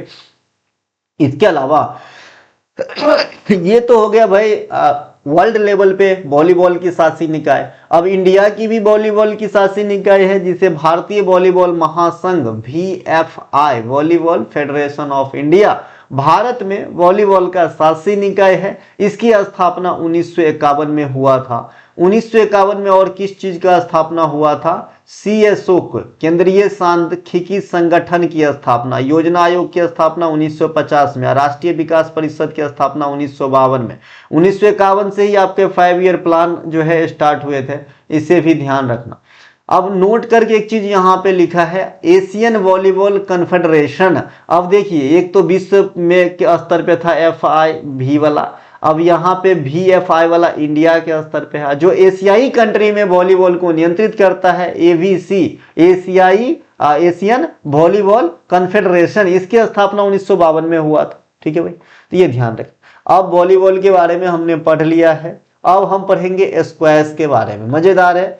एक स्क्वैश कोर्ट आमतौर पर 4 दीवारों से घिरा एक आयताकार सतह होता है। जहां पे आप स्क्वैश खेलेंगे ना वो 4 दीवार से घिरा हुआ कुछ इस प्रकार का क्षेत्र होता है। इसमें सिंगल्स कोर्ट की माप 9.75 मीटर इंटू 6.4 मीटर की होती है और डबल्स कोर्ट की माप जो है 13.72 इंटू 7.62 मीटर हो, यानी लंबाई चौड़ाई जो है सिंगल के लिए इतना और डबल के लिए इतना होता है, याद रखना। खिलाड़ी के पीछे की दीवार को बैक वॉल कहते हैं, सिंपल सी बात है। वॉल माने दीवार, बैक माने पीछे। जबकि सामने की दीवार को फ्रंट वॉल कहते हैं, सिंपल सी बात है। दोनों तरफ की दीवार, 2 दीवार जो होते हैं उसे साइड वॉल कहेंगे। मुंह के आगे पीछे फ्रंट बैक हो गया और दोनों हाथ के किनारे जो 2 दीवार बचेंगे उसे साइड वॉल कहा जाता है, क्योंकि ये 4 दीवारों से घिरा हुआ क्षेत्र होता है जहां पे स्क्वैश खेल खेली जाती है। दीवार के समानांतर एक शॉर्ट लाइन खींची जाती है। ये मैं दिखाऊंगा लेआउट तो समझ में आएगा, पहले पढ़ लो। दीवार के समानांतर एक शॉर्ट लाइन खींची जाती है। सिंगल्स के लिए शॉर्ट लाइन पिछली दीवार से 4.26 मीटर की दूर पे होती है और डबल के लिए यह दूरी 4.57 मीटर की होती है। बैक बॉल की आउटलाइन जमीन से 2.13 मीटर की ऊंचाई पे होती है। ठीक है भाई, ध्यान रखना। अब आइए यहाँ पे, एक स्क्वैश मैच में भी 5 गेम होते हैं। यदि 3 गेम जीतने वाला जो खिलाड़ी जो है मतलब फाइनल मतलब ट्रॉफी वो जीत जाता है, ऐसा समझिए। 5 गो हुआ, 5 मैच की श्रृंखला है तो 3 गो जीतने वाले को ट्रॉफी जिताना, तो ऐसे ही होता है यहाँ पे। प्रत्येक गेम में यह 11 अंक का होता है। जो वॉलीबॉल हो रहे थे वो 25 अंक के हो रहे थे, ये कितने होते हैं? 11 अंक के होते हैं। यदि दो खिलाड़ी या दो टीम के पास 10-10 अंक है, वही बात है, तो जो खिलाड़ी या टीम पहले 2 पॉइंट बनाएगी उसे जीत दे दिया जाएगा। जैसे कि वॉलीबॉल में भी था, या 24-24 हो जाए या 14-14 हो जाए, तो भाई निर्णायक कैसे होगा? तो लगातार 2 पॉइंट जीतना होता है। उसी प्रकार से अगर इस स्क्वैश गेम 11 अंक की जो होती है, उसमें भी अगर 10-10 पे मामला अटका हुआ है, तो लगातार 2 अंक अचीव करना होगा आपको, तभी आपको जीत दिया जाएगा। ये भाई स्क्वैश की लेआउट, जो आप जहां पे आपको 4 दीवार दिख रहे होंगे, चूंकि ये 2D टाइप का इमेज है, तो यहाँ पे एक दीवार आपको नहीं दिखेगा, है ना। तो मन में जूम कर लीजिए थोड़ा सा, है ना। जैसा जैसा जो चीज बताया यही चीज यहाँ पे लिखा हुआ है, ठीक है। हाँ, यहाँ पे एक चीज मैंने नहीं बताया, इसमें लिखा हुआ है, जितने के अलावा 2 चीज नहीं बताया एक्चुअली, यहाँ समझ लेंगे। देखिए क्या होता है कि जैसे गांव घर में जनरली हम लोग जो घर में प्लास्टर कराते हैं ना, तो नीचे लाल कलर से, हमारे घर में तो ऐसे ही है, मतलब कम बंगला तो है नहीं भाई कि अलग अलग चीज लगेंगे। तो यहाँ पे जो है ना, नीचे प्लास्टर के नीचे एक लाल कलर का क्षेत्र रहता है, फिर बाद में सीमेंट की इधर प्लास्टर रहती है। तो ऐसे ही यहाँ पे समझेंगे, जो स्क्वैश का आपका ये होता है, कोट होते हैं, वहां पे नीचे की क्षेत्र एक होती है जो मेटल की रहती है जनरली, और इसे टीन कहा जाता है, टीन कहा जाता है। और ये टीन वो एरिया होती है जहां आपके बॉल नहीं लगनी चाहिए, ठीक है भाई, इसके ऊपर लगनी चाहिए, ठीक है, ये वाली दायरे में नहीं लगनी चाहिए। तो इस टीन की जो चौड़ाई है ना, ये चाहे तो सिंगल हो या फिर डबल हो, सिंगल एंड डबल, ये दोनों में जो है सेम ही रहती है। इसका जो है आपका 0.48 मीटर कहिए या 19 इंच कहिए, ये इतने क्षेत्र में आपकी बॉल नहीं टकराना चाहिए, नहीं तो फॉल माना जाएगा। तो इसे टीन कहा जाता है। तो कभी कभी ऐसे चीज को भी पूछे जाते हैं कि भाई टीन किस खेल से संबंधित है, तो आप कहना स्क्वैश से संबंधित है, ठीक है। इसके अलावा मैंने एक सर्विस बॉक्स के बारे में भी आपको नहीं बताया है, जो यहाँ पर है। ये सर्विस बॉक्स भी सिंगल हो या डबल हो, इनके लिए भी सेम डाया रखता है 1.6 मीटर, है ना, 1.6 इंटू 1.6, ये वर्गाकार है, कहीं से भी इसको मापेंगे तो 1.6 ही होगा, ठीक है भाई। तो इसे ध्यान रखना। तो सर्विस बॉक्स और टीन भी स्क्वैश में होता है। सर्विस बॉक्स का जो है 1.6 गुने 1.6 और टीन का 0.48 मीटर या 19 इंच जो है चौड़ाई या बीच की दूरी भी कह सकते हैं, इसे चौड़ाई ही कहेंगे ना भाई, लंबाई थोड़ी कहेंगे। टीन की लंबाई तो चौड़ाई ही कहेंगे, ठीक है। तो ये दोनों ध्यान रखना। यहाँ पे मैंने लिख भी दिया है, सर्विस बॉक्स का ये, टीन का ये। नोट, सर्विस बॉक्स और टीन की माप एकल प्रतियोगिता तथा डबल प्रतियोगिता दोनों के लिए समान होते हैं। नोट, कोई भी शॉट टीन या आउटलाइन से टकराता है तो उसे आउट माना जाता है और विपक्ष को 1 पॉइंट मिलता है। मैंने जैसे बताया कि भाई इसमें बॉल नहीं टकराना चाहिए, अगर आपसे टकरा गया तो विपक्ष सामने अपोजिट पार्टी को 1 अंक मिल जाएगा, ठीक है। भारत के प्रमुख स्क्वैश खिलाड़ी, क्योंकि ये नए नए भी खिलाड़ी आ रहे हैं तो इससे क्वेश्चन पूछे जाते हैं। सौरव घोषाल, ये पुराने माने जाएंगे। दीपिका पल्लिकल, है ना, ये भी पुराने माने जाएंगे। दीपिका पल्लिकल, दीपिका पादुकोण, है ना, तो ये दीपिका पल्लिकल ही मुझे लग रहा है दिनेश कार्तिक जी की पत्नी है, ठीक है। इसके अलावा सुनैना कुरुविला, ज्योत्सना चिनप्पा, अनाहत सिंह, अभय सिंह, वेदांत चेड्डा, RS बालकृष्णन, ये सभी के सभी उभरते हुए सितारे हैं। कहाँ के भैया? इंडिया के स्क्वैश में। इसके अलावा नोट, 2028 में जो ओलंपिक गेम आपके होने वाली है, सबसे पहले कहाँ होने वाली है, तो आप कहेंगे लॉस एंजलिस में होने वाले हैं। और यहाँ पे पहली बार 2 नए खेल को शामिल किया जाएगा, जिसमें एक फ्लैग फुटबॉल है। फ्लैग फुटबॉल भी कई प्रकार के होते हैं मेरे दोस्त, है ना। एक तो आपके रग्बी फुटबॉल भी होते हैं जो 15 खिलाड़ी को रखते हैं। एक आपके जनरली फुटबॉल होते हैं जो आपके 11 खिलाड़ी को रखते हैं। एक आपके यहाँ पे फ्लैग फुटबॉल होते हैं, ठीक है, जो इस बार के ओलंपिक जो आने वाली है 28 में, वहां पे शामिल किया जाएगा, ठीक है। जो फुटबॉल होते हैं ना, उसे सॉकर भी कहते हैं, सॉकर का खेल, ठीक है। अब देखिए स्क्वैश में और स्क्वैश भी शामिल किया जाएगा। तो भाई फ्लैग फुटबॉल और स्क्वैश को पहली बार ओलंपिक के अंदर मेडल इवेंट में शामिल किया जाएगा नेक्स्ट ओलंपिक 2028 जो लॉस एंजलिस में कराए जाएंगे, ध्यान रखेंगे। देखिए इसके अलावा भी कई खेल आपको ओलंपिक में देखने को मिलेगा, लेकिन वो पहली बार नहीं है। जैसे T20 क्रिकेट भी देखने को मिलेगा आपको, है ना। नेक्स्ट ओलंपिक जो है वहां पे आपको T20 क्रिकेट भी देखने को मिलेगा, लेकिन ये पहली बार नहीं है। क्रिकेट पहले भी ओलंपिक में आए थे, फिर आउट हो गए, और फिर 2028 से T20 वर्जन में इन होंगे। तो ये कोई नई बात नहीं है। अगर आपसे पूछे कि पूर्णतः नया खिलाड़ी कितने जोड़े जाएंगे 2028 के ओलंपिक में, तो 2 ही होंगे। एक तो स्क्वैश होंगे और एक आपका फ्लैग फुटबॉल होगा। अन्य 3 खेल जो है ये पहले भी आ चुके हैं, फिर आउट हो गए थे, ठीक है। इसके अलावा ब्रिक्स संगठन के संदर्भ में निम्नलिखित कथनों पर विचार करते हुए सही उत्तर का पता लगाइए। इथोपिया और इंडोनेशिया वर्ष 2025 में ब्रिक्स में शामिल हुआ है या नहीं हुआ है, ये मैं बाद में देखूंगा गलत होगा कि सही होगा। कथन 2, 18वें ब्रिक्स शिखर सम्मेलन की मेजबानी 2026 में इंडिया करेंगे।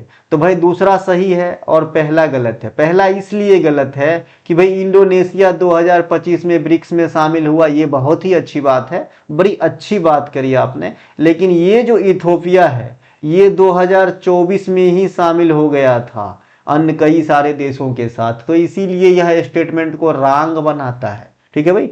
प्रारंभिक 5 ब्रिक्स सदस्य, वैसे तो पहले ब्रिक बने थे, है ना। पहले क्या बने थे? ब्रिक, ईंटा बने थे पहले, है ना। पहले ब्रिक बने थे।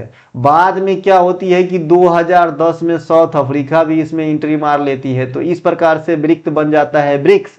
तो ये प्रारंभिक जो 5 देश है ब्रिक्स कहेंगे तो ब्राजील, रसिया, भारत, चीन और साउथ अफ्रीका। साउथ अफ्रीका बाद में आया था 2010 में। ये 4 को पहले ब्रिक के रूप में आया।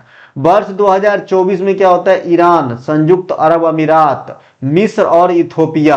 देखिए यहाँ पे अर्जेंटीना भी गलती हो सकती है भैया। अर्जेंटीना की स्पेलिंग तो कोई माइंड मत करना, मैं कोई व्याकरण का टीचर नहीं हूं, ठीक है। इसके अलावा ये है आपका सऊदी अरब, है ना। तो यहाँ पे मैं अरब लिख देता हूँ, सऊदी अरब, ठीक है। ये दोनों भी आना चाह रहा था 2024 में। सऊदी अरब कई हद तक आए भी ब्रिक्स के साथ, लेकिन वो ऑफिशियली इजहार नहीं करता है। वो होता है ना, प्यार करते हैं लेकिन बताएंगे नहीं, है ना। तो जो सऊदी अरब है ये ब्रिक्स में तो है, लेकिन वो ऑफिशियली अभी नहीं अनाउंस किया है, इसीलिए हम नहीं कह सकते हैं कि ये पूर्ण रूप से है। और अर्जेंटीना, है ना, इन्होंने अपना जो है टांग वापस ले लिया था, कदम वापस ले लिया था। तो इस प्रकार से हम अभी कहेंगे कि भाई ब्रिक्स में ईरान, संयुक्त अरब अमीरात, मिस्र, इथोपिया और 5 को जो ऊपर का था, इसके अलावा इंडोनेशिया है और कई हद तक सऊदी अरब। तो इस मिला के हम देखते हैं 1 2 3 4, इंडोनेशिया 5 और सऊदी अरब 6, 5 11 गो देश हो गया है, ठीक है भाई। आइए, 17वें ब्रिक्स शिखर सम्मेलन 2025 का आयोजन ब्राजील के रियो डी जेनेरियो में हुआ है। देखिए ब्राजील का ये बहुत ही फेमस शहर है रियो डी जेनेरियो। इसका मतलब कतई नहीं होता है कि ब्राजील की यह राजधानी है पूर्ण रूप से, ठीक है भाई। ब्राजील की जो राजधानी आज भी है, जो आपको आंसर करना है वो है ब्रासीलिया, है ना। ब्रासीलिया आंसर करना। ब्राजील को सांपों का देश कहा जाता है, सांपों का देश कहा जाता है, सांपों का देश कहा जाता है ब्राजील को, तो इसे ध्यान रखेंगे। तो यहाँ पे जो आपके 17वें नंबर की ब्रिक्स की शिखर सम्मेलन 2025 में हुआ है 9 7 16 बराबर। पहला 2009 में हुआ था, है ना। पहला जो है 2009 में हुआ था और ये वार्षिक है, तो ये 17वें क्रमांक के होंगे, है ना। तो इसके जो विषय रखे गए थे, अधिक समावेशी और सतत शासन के लिए वैश्विक दक्षिण सहयोग को सुदृढ़ बनाना। यही 17वें ब्रिक्स सम्मेलन में मोदी साहब भाग लेने गए थे ब्राजील। अगर आपसे पूछे कि 17वें ब्रिक्स सम्मेलन में निम्नलिखित में से किस एक भयानक रोग के बारे में मोदी साहब के द्वारा ब्राजील में चर्चा किया गया, तो यहाँ पे टीबी उन्मूलन के पे जो है जोर डाला गया। टीबी यानी क्षय रोग, है ना। क्षय रोग की बात जो है यहाँ पर करी गई थी इस सम्मेलन के दौरान, है ना। इस सम्मेलन के दौरान जो आतंकी मामला होता है उनमें पहलगांव वाला मामला भी उठाया गया था, ठीक है भाई। तो ये कुछ एक बात ध्यान रखना, क्योंकि एग्जामिनर ऐसे ऐसे चीज को ढूंढता रहता है टॉर्च लेके। इस शिखर सम्मेलन में भारत के तरफ से प्रधानमंत्री नरेंद्र मोदी भाग लिए थे। कभी कभी ये नरेंद्र मोदी जी काफी फेमस है, काफी हर जगह लगभग जाते हैं भाग लेने। तो शायद ये वाला ना पॉइंट पूछे कि भाई कौन भाग लिए थे।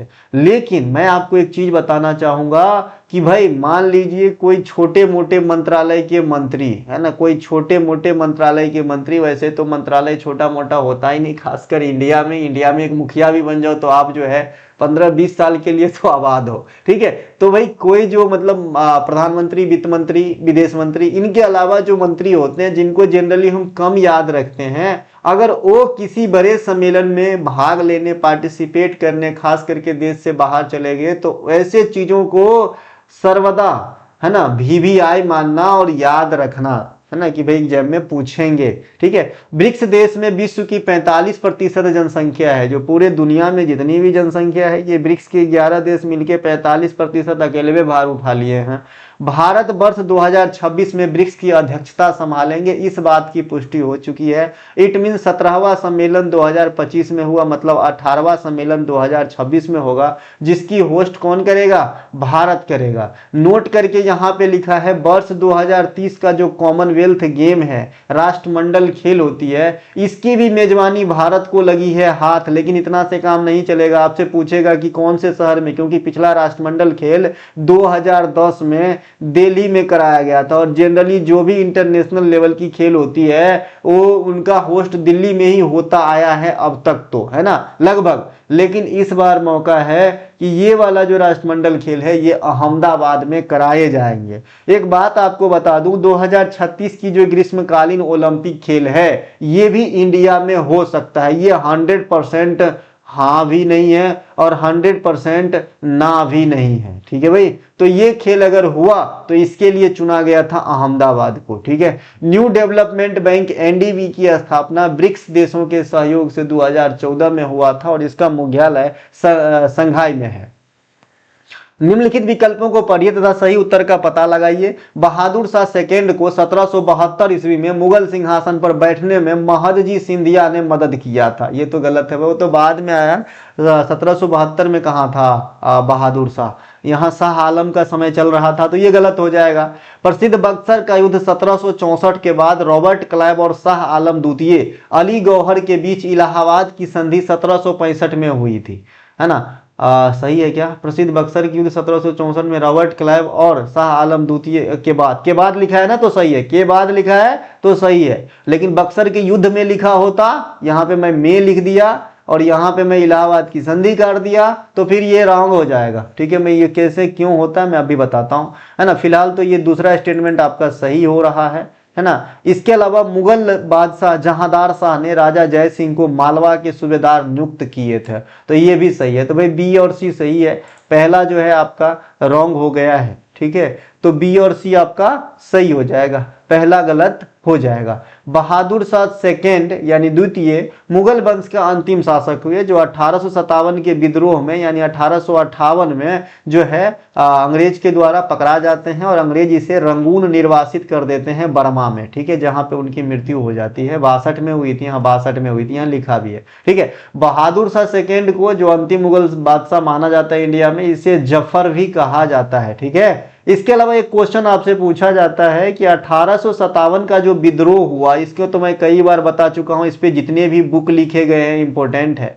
इसके अलावा ये जो है अलग अलग जगह से, अलग अलग सिटी से, अलग अलग कस्बा से जो भी इनको नेतृत्व किए थे, संभाले थे, वो भी कई बार पढ़ चुके हैं, आपको आता भी होगा।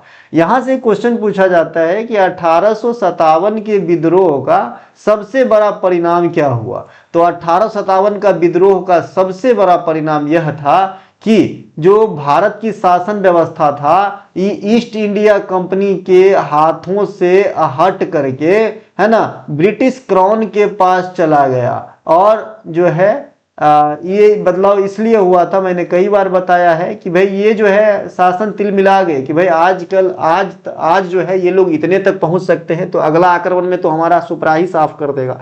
इसीलिए, है ना, अब शासन व्यवस्था ईस्ट इंडिया कंपनी के द्वारा न संचालित होकर के ब्रिटिश क्राउन या राजा रानी के द्वारा जो है संचालित हुए जाने लगे इंडिया में, ठीक है। शाह आलम द्वितीय जब हेक्टर मुनरो के साथ बक्सर के युद्ध 1764 में हार गए। बक्सर का युद्ध कब होती है? 1764 में। इसमें शाह आलम द्वितीय मुगल बादशाह होता है, फिर बंगाल का नवाब होता है ना, है ना, और अवध के नवाब भी होते हैं बाजिद अली शाह, ठीक है। तो ये तीनों की त्रिकुटी सेना, और उधर जो है अंग्रेज के तरफ से हेक्टर मुनरो के नेतृत्व में एक सेना था, तो दोनों में लड़ाई हुआ और हेक्टर मुनरो यहाँ पे जीत गया। जीतने के बाद एक करार होती है, क्योंकि उस समय जो मुगल बादशाह थे उनके पावर ज्यादा हुआ करते थे, अन्य किसी आप क्या कह सकते हैं, रैयत कह सकते हैं, या फिर रजवाड़े कह सकते हैं, है ना, अन्य पावर के तुलना में मुगल को ज्यादा माना जाता था, ठीक है। तो इस मुगल वाले के साथ जो है ये हेक्टर मुनरो के जीत के बाद एक संधि होती है, जिसे इलाहाबाद की संधि कहा जाता है। यह 1765 में होती है। लेकिन इस संधि में, जैसा कि हेक्टर मुनरो ने बक्सर के युद्ध में जीत दिलाया था ना, लेकिन इस संधि में हेक्टर मुनरो ने भाग नहीं लिया था, इस संधि में रॉबर्ट क्लाइव ने भाग लिया था, ठीक है भाई। तो ये एक जो है आपको गुमराह करने के लिए एग्जामिनर पूछ सकता है। इलाहाबाद की संधि का जो इफेक्ट रहा था 5 वर्षों के लिए, 7-5-12, ठीक है, 1772 तक के लिए रहा था, है ना। और इसी समय 1772 ईस्वी में मराठा शासक महदजी सिंधिया ने, है ना, जो शाह आलम द्वितीय एक बार हारने के बाद तिलमिला गए थे, इसे पुनः गद्दी को प्राप्त करने में मदद करे थे। तो ये बात भी आपको ध्यान रखना है ना। उसी समय पानीपत की तृतीय लड़ाई में मराठों की हार हुई थी अहमद शाह अब्दाली के साथ, ठीक है भाई। इसके अलावा बक्सर का युद्ध 1764 में अंग्रेज हेक्टर मुनरो, पलासी के युद्ध 1757 में अंग्रेज रॉबर्ट क्लाइव थे। इससे पहले एक और इंपॉर्टेंट युद्ध है जिसे बैटल ऑफ प्लासी कहा जाता है। ये प्लासी जो है जगह है पश्चिम बंगाल के अंदर, ठीक है। तो ये 1757 में होती है और ये रॉबर्ट क्लाइव इसका नेतृत्व करते हैं अंग्रेज के तरफ से। इधर सिरोजुद्दौला थे बंगाल का नवाब। और ये 1764 बक्सर में जो होता है, ये बक्सर कहाँ पे है, ये बिहार में है। बक्सर किस लिए प्रसिद्ध है, जो फांसी की रस्सी होती है ना, इंडिया में कहीं भी फांसी दिया जाएगा किसी भी कैदी को, तो इसकी जो रस्सी होती है ना, ये बक्सर के जेल में ही कैदियों के द्वारा बनाई जाती है और वहीं से जो है लाया जाता है मेरे भाई, ठीक है।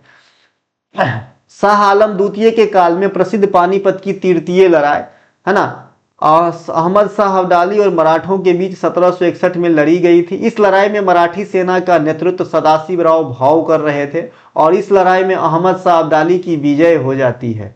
जहांदार शाह, जिसे लंपट मूर्ख भी कहा जाता है, इसे क्या कहा जाता है, लंपट मूर्ख भी कहा जाता है, ठीक है। इन्होंने आमेर के राजा जय सिंह को मिर्जा की उपाधि दे दी और मालवा का सूबेदार नियुक्त कर दिया, ठीक है मेरे भाई, इन्हें भी ध्यान रखेंगे। बहादुर शाह प्रथम भी है एक, जैसे, है ना, यह भी एक मुगल बादशाह थे। इन्होंने 1707 से 1712 तक शासन किया था। इन्होंने मराठा यहाँ पे लिखना है, मैराथन लिखा गया है ना, थोड़ा सा यहाँ पे माफी चाहूंगा, मराठा लिखना, यह भी मेरे से भी गलत हो गया, ठीक है, मराठों, है ना, मराठों के प्रति मैत्रीपूर्ण नीति अपनाते हुए संभाजी के पुत्र को मुगल कैद से आजाद करवाया था। जैसे आपने औरंगजेब के बारे में सुना होगा, है ना, वो जो है अच्छा नीति नहीं रखा था, लेकिन एक ऐसा मुगल हुए जिसका नाम बहादुर शाह प्रथम था। इन्होंने एक उदार नीति रखा था और इन्होंने संभाजी के पुत्र को मुगल कैद से आजाद किया था। ये भी ध्यान रखेंगे आप लोग। पानीपत की प्रथम लड़ाई तथा दूसरी लड़ाई का सिर्फ ईस्वी लिख देना, यहाँ पे मैंने लिखा हो, जो बातों को मानते हो वो लिखना, और जो सिर्फ टेस्ट करने या फिर टाइम पास करने आते हो उनके लिए तो मैं क्या बोलूं, मत लिखना यार, है ना। निम्नलिखित कथनों पर विचार करते हुए सही कथन का पता लगाएं। भारत का पहला जैव आरक्षित क्षेत्र biosphere reserve Nilgiri biosphere reserve है, जिसकी स्थापना 1986 में की गई थी और यह पश्चिमी घाट में स्थित है। नीलगिरी तमिलनाडु और भी कई दक्षिणी स्टेट, तो पश्चिमी घाट रीजन में हो जाएगा, बिल्कुल सही है। दूसरा है, भारत में 4 जैव विविधता हॉट स्पॉट है, हिमालय, पश्चिमी घाट, श्रीलंका और इंडो बर्मा और सुंदरलैंड, ठीक है ना। तो ये भी सही है भाई, 4, है ना, ये भी सही है, सही है ना। इनके अलावा मार्च 25 में देश के 58वें टाइगर रिजर्व के रूप में मध्य प्रदेश के माधव नेशनल पार्क को घोषित किया गया, ये भी सही है। तो सभी सही है, तो गलत एक भी नहीं, तो सही है पूछ रहा है तो ऑल हो जाएगा, ठीक है। इसके अलावा देश में वर्तमान समय तक कुल कितने टाइगर रिजर्व हो चुके हैं, 58, ठीक है, जिसमें अंतिम बार मार्च 2025 में माधव टाइगर रिजर्व जो मध्य प्रदेश में स्थित है, इनको दिया था 58वें टाइगर रिजर्व के रूप में दर्जा। भारत का पहला टाइगर रिजर्व कौन सा रहेगा, तो भाई जिम कॉर्बेट रहेगा।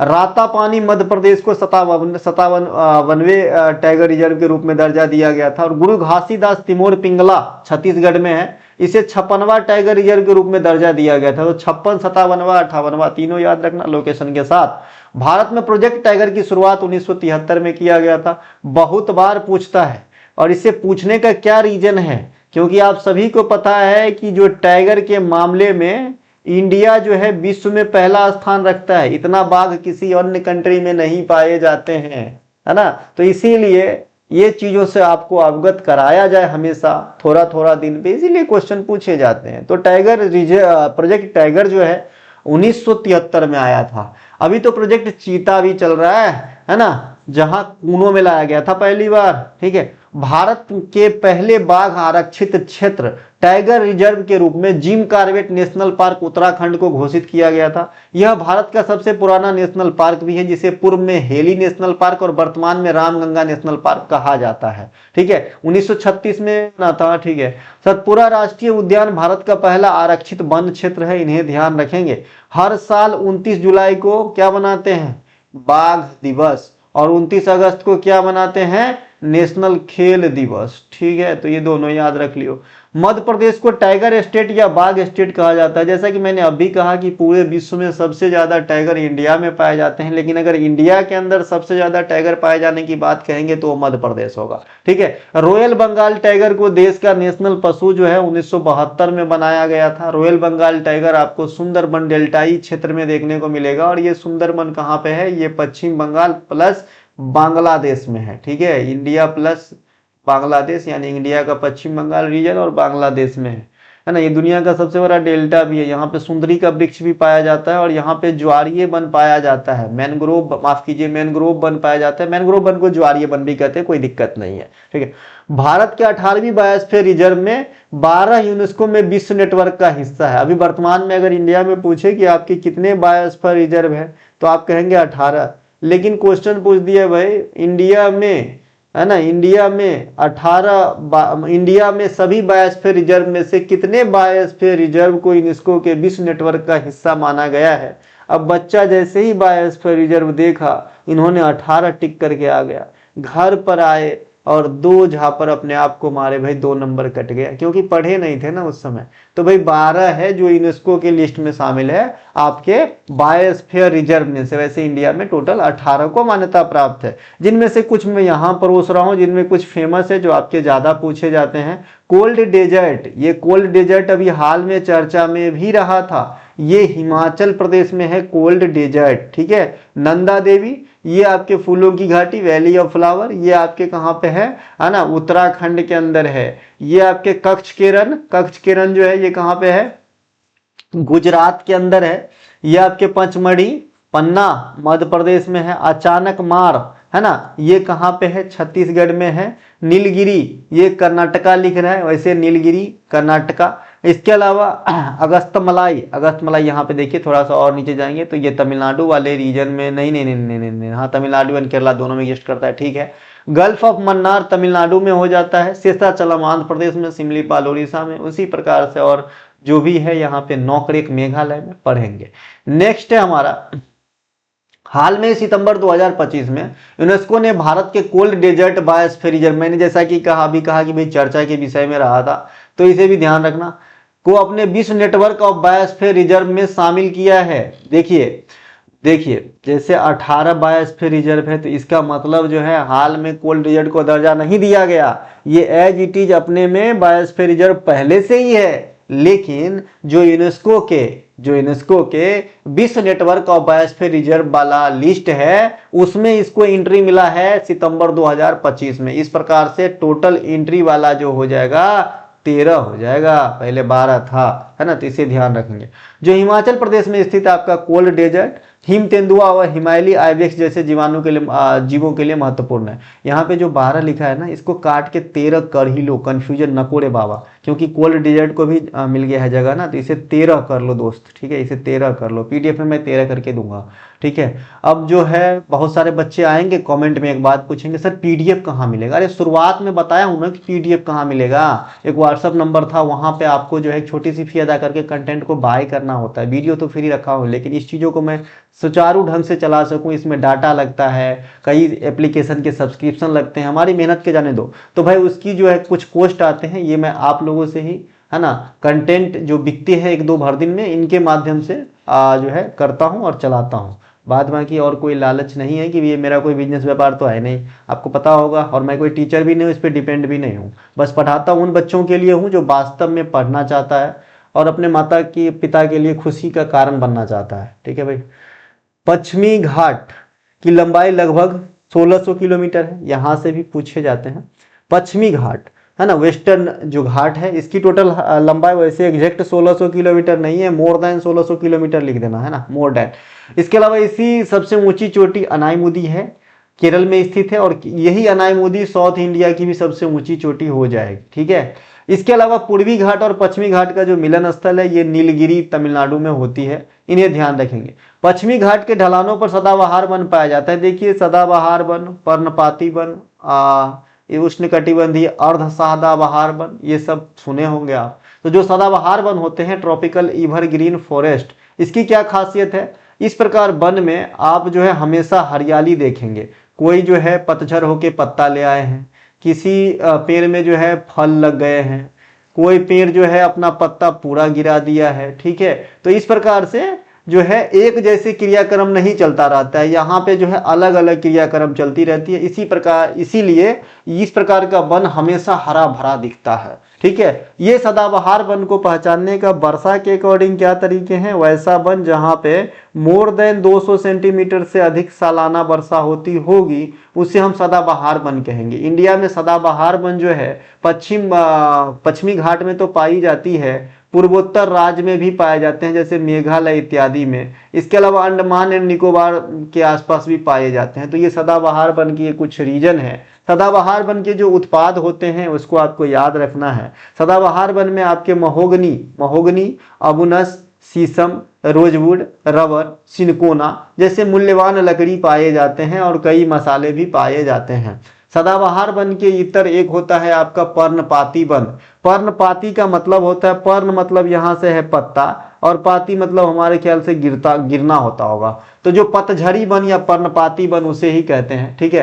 तो सबसे ज्यादा इंडिया में यही वन पाया जाता है, पर्णपाती या पतझड़ी वन, ये सबसे ज्यादा पाया जाता है आपके। ठीक है, ध्यान। इसके अलावा भारतीय स्वतंत्रता संग्राम में स्थापित विभिन्न संस्थान, पार्टी इत्यादि के संदर्भ में निम्नलिखित विकल्पों को पढ़े और सही उत्तर का पता लगाएं। स्वराज पार्टी की स्थापना 1923 में मोतीलाल नेहरू और चित्तरंजन दास के द्वारा किया गया था, एकदम किया गया था। मित्र मेला जो विनायक दामोदर सावरकर के द्वारा 1899 में स्थापित किया गया था, बाद में इसका नाम बदलकर अभिनव भारत सोसाइटी कर दिया गया, ये भी बिल्कुल सही है, दोनों के दोनों सही है दोस्त। नौजवान भारत का गठन सुभाष चंद्र बोस तथा चंद्रशेखर आजाद के द्वारा 1928 में किया गया था, ये गलत है। सबसे पहले तो ईस्वी गलत है। 1926 में नौजवान भारत की स्थापना किया गया था और यहाँ पे सुभाष चंद्र बोस साहब का नाम नहीं होता है, चंद्रशेखर आजाद साहब का भी नाम नहीं होता है, यहाँ पे होंगे भगत सिंह साहब का नाम। ठीक है। तो यहाँ पे इसलिए यह गलत है। तो पहला दूसरा सही, तीसरा गलत है ना, यहाँ पे पहला और दूसरा सही हो जाएगा।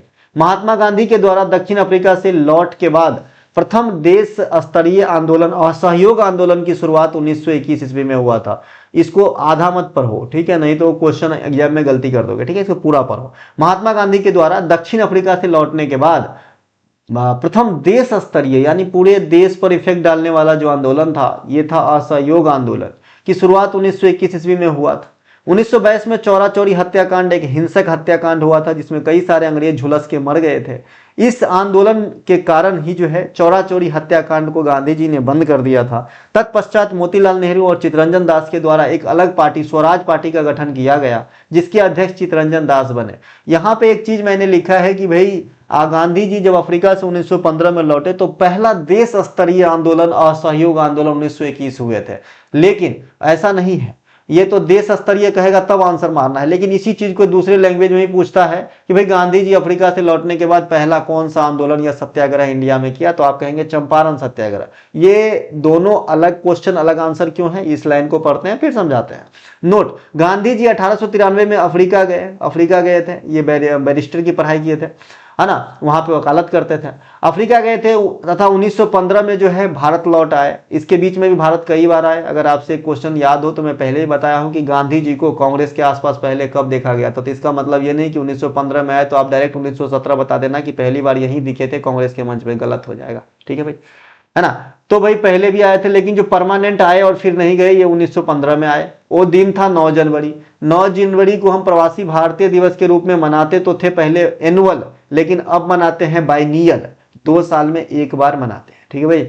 इसके अलावा भारत लौटने के बाद गांधी जी का पहला सत्याग्रह जो है चंपारण सत्याग्रह हुआ, जो एक क्षेत्रीय सत्याग्रह था। यह क्या था? चंपारण सत्याग्रह क्या था? क्षेत्रीय सत्याग्रह था। क्षेत्रीय मतलब किसी एक विशेष रीजन के लिए था। अर्थात यह चंपारण कहाँ पे है? चंपारण मीट हाउस, ये कहाँ पे है? ये है बिहार में। ठीक है, बिहार में पश्चिमी चंपारण और पूर्वी चंपारण, 2 चंपारण है। तो वहां पे जो है आपके चंपारण में सत्याग्रह किए थे। तो ये सिर्फ बिहार के लोगों के लिए थे, क्या? क्योंकि यहाँ पे नील की खेती से परेशान थे वहां का जनता, है ना। 3 कट्ठिया पद्धति थी कि भाई 20 कट्ठा में 3 कट्ठा जो है आपको नील की खेती अनिवार्य रूप से करना है, और वो नील अंग्रेज को देना है, भाव वही लगाएंगे। ठीक है। तो इस चीज से परेशानी को टालने के लिए गांधी जी यहाँ पे राजकुमार शुक्ल के आमंत्रण पे बिहार के चंपारण गए थे, और यहाँ पे जो है किसानों को इस चीज से मुक्ति दिलाए थे चंपारण सत्याग्रह के थ्रू। तो ये रीजनल सत्याग्रह और अफ्रीका से लौटने के बाद पहला सत्याग्रह। लेकिन अगर अफ्रीका से लौटने के बाद पूरे देश स्तर का पहला सत्याग्रह कहेगा तो असहयोग आंदोलन होगा, जो 1921 में हुआ था। मित्र मेला जो एक क्रांतिकारी संगठन था, इसकी स्थापना 1899 ईस्वी में विनायक दामोदर सावरकर तथा उनके भाई गणेश, नाम थे गणेश सावरकर साहब, उनके द्वारा किया गया था। ठीक है भाई। लेकिन इसी चीज को रिफॉर्म करके 1904 में इनका नाम अभिनव भारत संस्थान नाम दे दिया गया, है ना। तो इनके भी फाउंडर कौन हुए? विनायक दामोदर सावरकर जी हुए। भगत सिंह ने मार्च 1926 में लाहौर में, जो अब पाकिस्तान में है, नौजवान भारत सभा का गठन किया था, है ना, जिसका मुख्य उद्देश्य मजदूरों और किसानों युवाओं को संगठित करके ब्रिटिश शासन के खिलाफ स्वतंत्रता संग्राम में लाना था। इस क्रांतिकारी संगठन के घोषणा पत्र भगत सिंह और भगवती चरण बोहरा, बम का दर्शन किताब का नाम आपने सुना होगा, बम का दर्शन किताब, ये भगवती चरण बोहरा के नाम से जुड़ा हुआ है। तो इन्होंने जो है नौजवान भारत के लिए घोषणा पत्र भी लिखने में मदद किए थे भगत सिंह साहब का। ध्यान रहे, भगत सिंह साहब की जन्म भी पूछा जाता है, मृत्यु भी पूछा जाता है। तो जन्म हुआ था 1907 में, है ना, उस समय बंगा नामक गांव में। ठीक है, बंगा एक गांव का नाम है। ठीक है। इसके अलावा इनकी मृत्यु हुई थी 1931 में, 1931 में ही हुआ था ना। हाँ, 1931 में हुआ था। ठीक है भाई, ये दोनों बात ध्यान रखें। भगत सिंह और बटुकेश्वर दत्त, इससे क्वेश्चन पूछा जाता है कि जब विधानसभा में या फिर असेंबली में भगत सिंह के द्वारा बम फेंका गया तो उसके साथी कौन थे? तो बटुकेश्वर दत्त थे। ठीक है भाई, ध्यान रहे। 8 अप्रैल 1929 का दिन था। बम फेंकने का मकसद था ध्यान अट्रैक्ट करना। भगत सिंह के द्वारा लिखे गए प्रमुख लेखों में मैं नास्तिक क्यों हूं, ये बहुत ही जो है पॉपुलर है, आपकी एग्जाम में पूछे जाते हैं।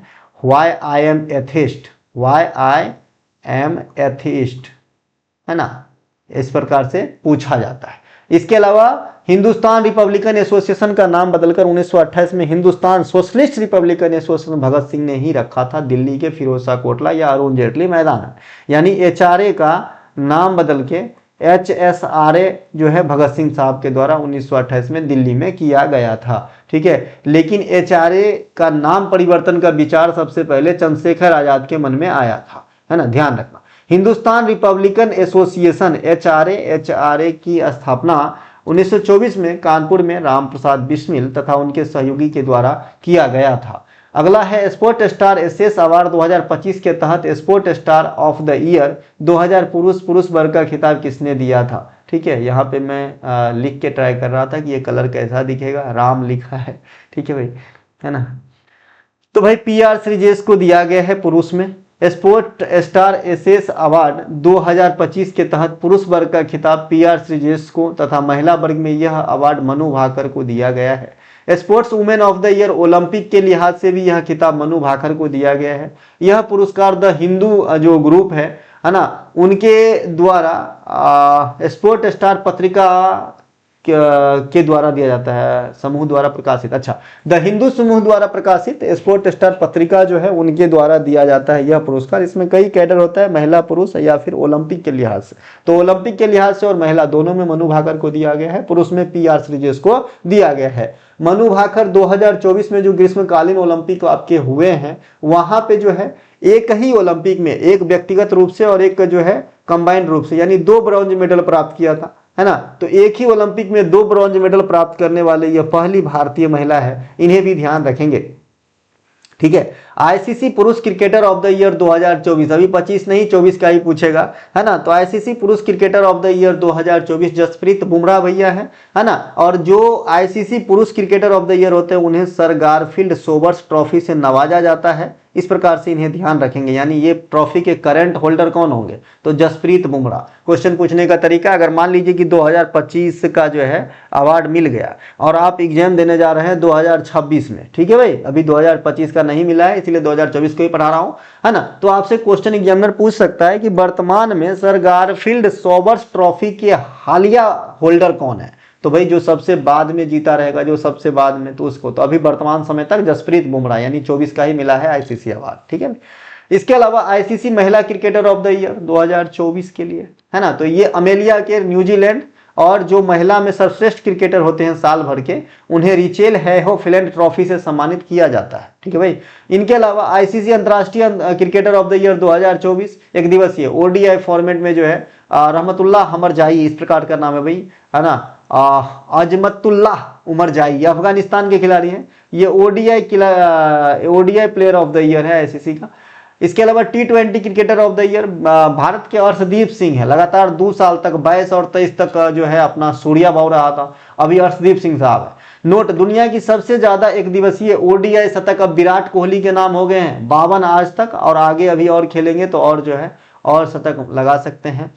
सबसे ज्यादा ओडीआई छक्के रोहित शर्मा के नाम हो गए हैं, 352 छक्का भैया, है ना, रो को, है ना। इसके अलावा टी20 क्रिकेट में सबसे लंबा स्कोर जो है हाल में ही सैयद मुश्ताक अली ट्रॉफी के दौरान जो है बड़ौदा का टीम ने सिक्किम के खिलाफ 349 रन बना दिए भैया। ये रन मशीन वाला जैसे काम हो गया भाई, 20 ओवर में 120 बॉल में लगभग 360 रन के करीब, यानी हर एक बॉल में 3 रन, बाप रे वाह, इतनी रन बना दिए भैया, है ना। तो ये ध्यान रखना, है ना, क्योंकि आपको पता होगा कि एक मैच में एक ओवर में एक छोटे खिलाड़ी यानी ए ग्रुप के खिलाड़ी ने बहुत ज्यादा रन बटोर लिया था, और वो भी बात आपके एग्जाम में पूछ दिया गया था। तो ये तो बहुत बिग बात है भाई कि टी20 में सबसे बड़ा स्कोर क्या है अब तक का, तो भाई ये है।